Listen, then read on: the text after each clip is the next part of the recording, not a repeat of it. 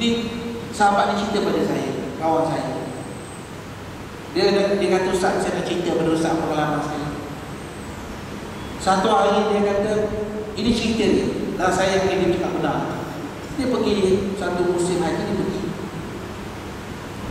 Dia berada dalam masjid. Berada dalam masjid, dan dia kata laluan dia itu laluan yang dia selalu lah. Dia kan Masjidil Haram ni banyak pintu, betul tak? Pintu dia tu lebih kurang je. Kita tak boleh ini tips lah. Kita tak boleh masuk pintu tua itu, ikut itu, takut kita tak jumpa tempat tu itu. Jadi kalau kita katalah pintu Malik Abdul Aziz sebagai contoh nama pintu dia, King Aziz. Kalau kita masuk King Aziz, kita kena keluar King Aziz. Supaya apa? Supaya kita tak sesat. Kaedah dia begitulah. Saya lah, kalau saya, pengalaman saya begitulah. Saya tak berani itu mana-mana, takut tak jumpa. Tapi orang-orang yang dia punya ingatan dia kuat, boleh je. Jadi kawan saya ni, dia sepanjang apa semua daripada pintu yang sama lah. Lepas tu dia tengok ada seorang lelaki lah, duduk cari pintu dalam masjid yang keluar tak mana. Dia tengok ada seorang lelaki duduk cari pintu. Dia duduk ni, dia tengok lama duduk cari. Dalam hati dia, dalam hati dia, dalam hati baru ni, dalam hati dia kata kawan saya, ambo pintu masjid pun tak jumpa. Dalam hati lah, dia tak sebut di dalam hati. Lepas dia kata begitu, dia kata, oh, sudah mengkaji Quran apa semua. Dia nak keluar. Dia pun cari pintu dia, tak jumpa. Tak jumpa. Sebab apa? Sombong tadi lagi. Tak jumpa. Apa dia? Dan dia cari tak jumpa, dia kata.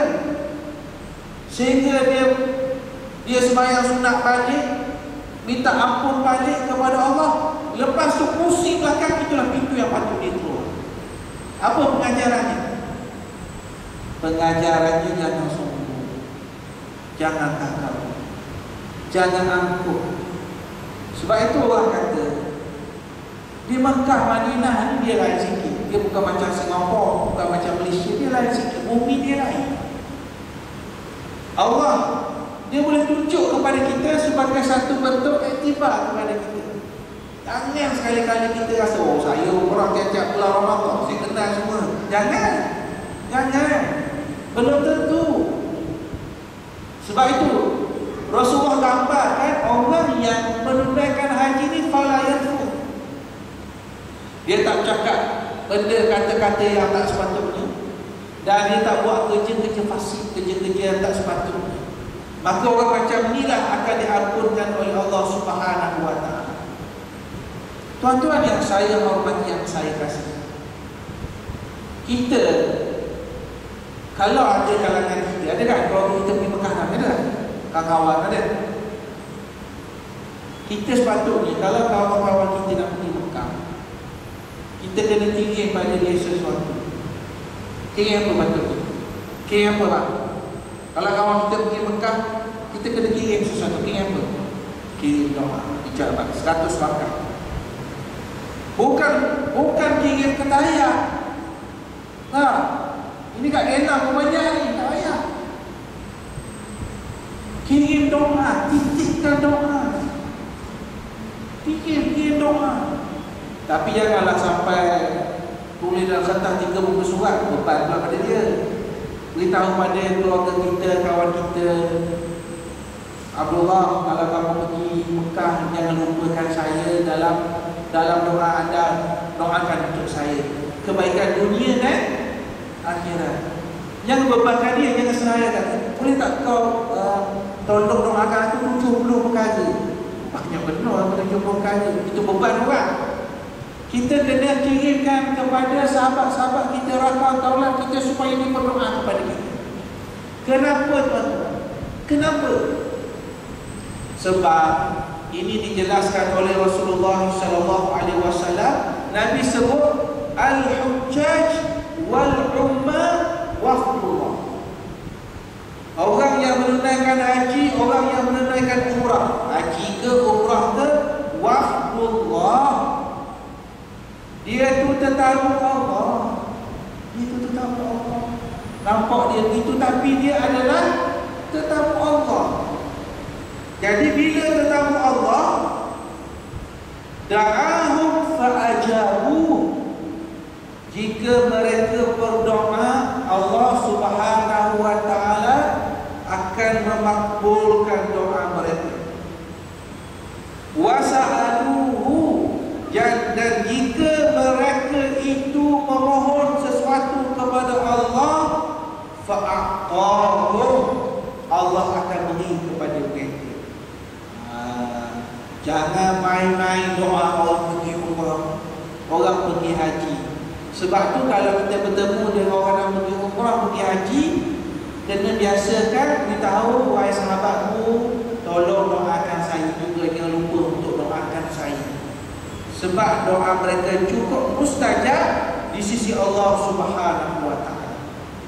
Tuan-tuan yang saya hormati, yang saya kasihi, bila kita menunaikan haji, bila kita menunaikan umrah ni, kita akan melihat sesuatu perkara ataupun berapa yang kita sebut sebagai kelebihan-kelebihan yang Allah Subhanahu wa ta'ala berikan kepada kita, ataupun mungkin juga kita boleh gunakan berapa manfaat lah.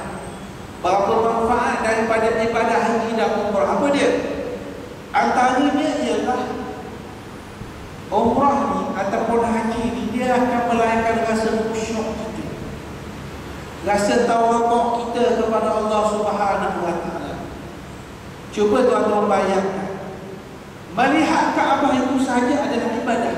Tengok dia, tengok dia Kaabah, Masya Allah, itu adalah sebagai satu bentuk ibadah. Tak tawaf lagi, baru tengok, baru tengok. Sebab tu dalam pengalaman kita, kalau orang pergi umrah, pergi haji, terutama first timer ni, kalau dia tengok Kaabah, terkunci mulut, tak boleh masuk. Yang ada meleleh mata. Ini keagungan, kebesaran Allah Subhanahu wa ta'ala.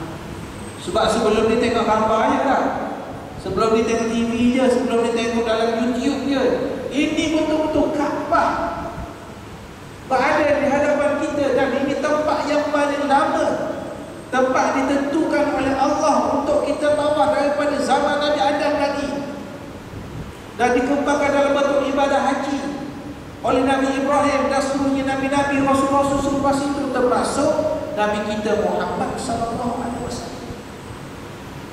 Jadi daripada ibadah itu mengajar kepada kita kekhusyukan, khusyuk, tawaduk.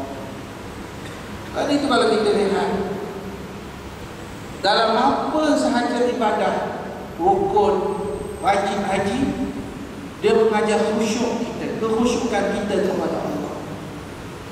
Orang tawaf dengan hati yang khusyuk, toh orang sa'i dengan hati yang khusyuk.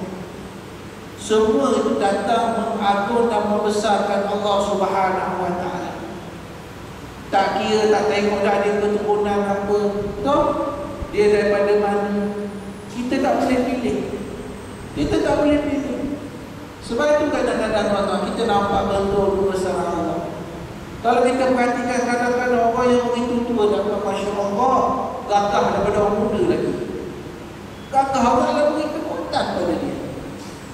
Dan kadang-kadang kesempatan itu berbeza. Saya ambil contoh yang ni. Kalau kita mencium hajar aswad itu benda sunat, betul tak? Bukan benda wajib.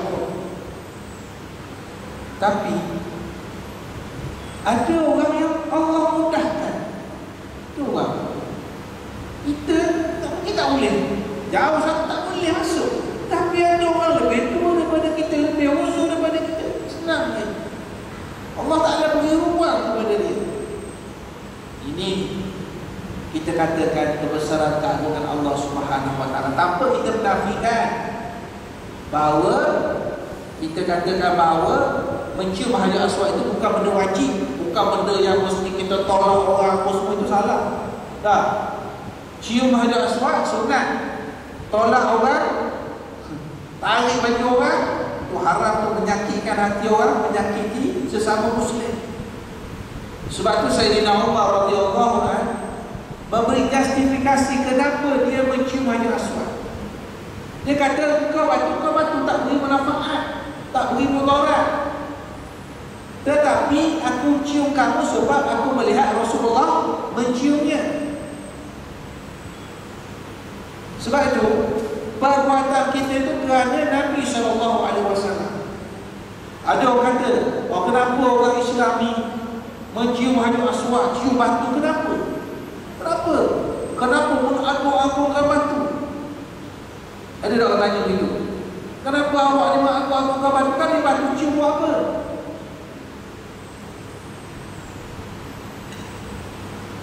Jawabnya ialah kerana itu sesuatu yang ditunjukkan oleh Nabi SAW. Kita buat tu kerana syariat. Maka bila Nabi menciumnya, maka kita menciumnya sebagai patut ta'asi mengikut Rasulullah SAW. Tapi ada batu yang kita tak hargai. Contoh, kan wajib haji itu ialah melontar di jamrah. Betul tak? Lontar guna apa? Guna nak batu lah, guna selipar apa. Ada yang marah sama guna kasut selipar, itu marah benar. Maka kita ambil batu, kita buang, kita lontar dia, kita baling batu tu. Tuan-tuan nampak tak tadi? Batu yang dekat Mekah, dekat Hajar Aswad kita cium, yang ni kita lontar buang. Kenapa? Itu saya kata syariat tadi. Kita buat tu kerana berpandukan kepada apa yang ditunjukkan oleh Nabi SAW. Bukan menyembah batu. Kalau sembah batu, kena sembah semualah. Betul tak? Tapi kita buat tu kerana at-ta'asi. Kita mengikut contoh yang ditunjukkan oleh Nabi SAW.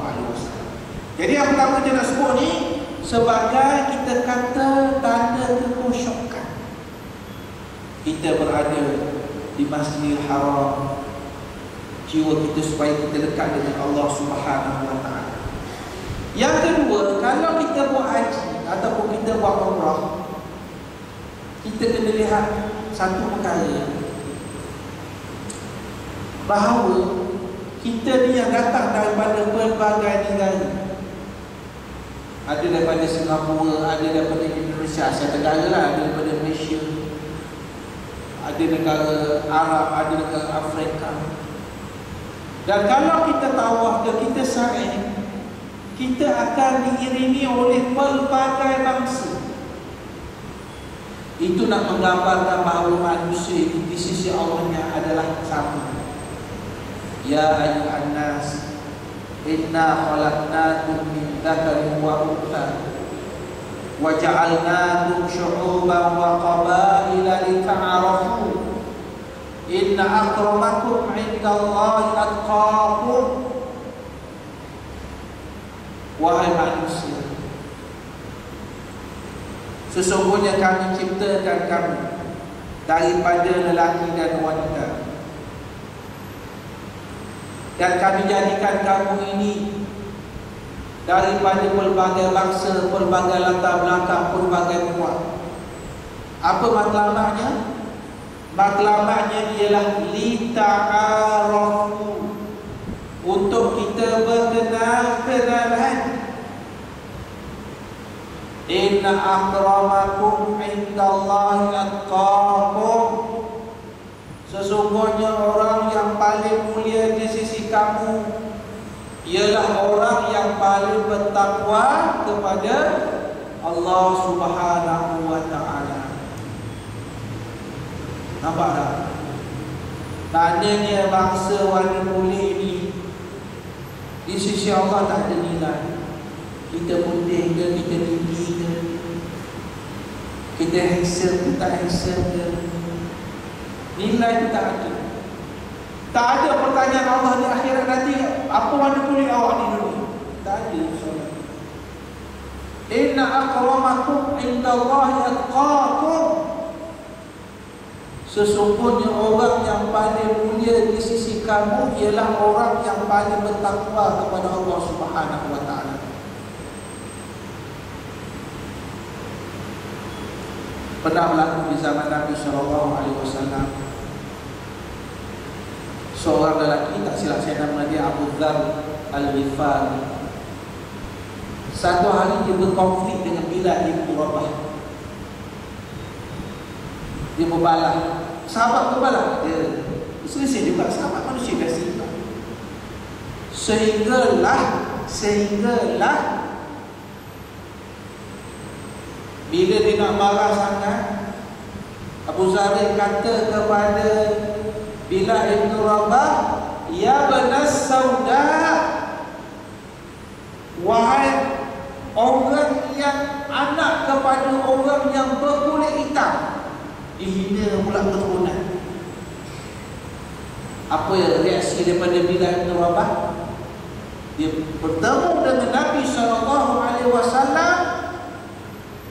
dan dia cerita macam mana dia disebut tadi oleh Abu Dzar tadi bahawa dia ni anak orang hitam, ibu dia orang hitam. Maka Rasulullah SAW memanggil Abu Dzar dan Nabi SAW menyatakan, innaka mru'un fika jahiliyah. Engkau seorang lelaki yang masih mempunyai ciri-ciri amalan jahiliyah. Lalu Abu Dzar kata, dalam umur saya macam itu, macam ini. Ya, kata Rasulullah. Lalu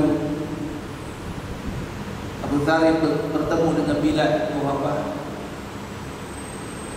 dan dia pergi menuju kepada Bilal bin Rabah dan dia berdiri di hadapan Bilal bin Rabah.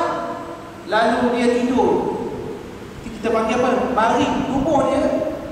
Lalu dia kata, wahai Bilal, kamu pijaklah mukaku dahulu sebagai tanda aku disalah. Kau ambil kaki aku ni, kaki kamu, kau injak muka aku, sebab aku telah melakukan kesalahan kepada kamu.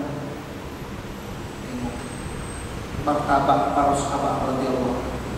Kalau kita macam mana, pijak semua tak keluar dia tu. Apa yang Bilal buat? Bila angkat dia lalu mencium sahabatnya Abu Dzar Al-Ghifari. Ini nak menunjukkan kepada kita, tuan-tuan, kedudukan manusia paling tinggi ni kenapa? Kerana ketakwaan dia, kerana rasa takut dia kepada Allah Subhanahu wa taala.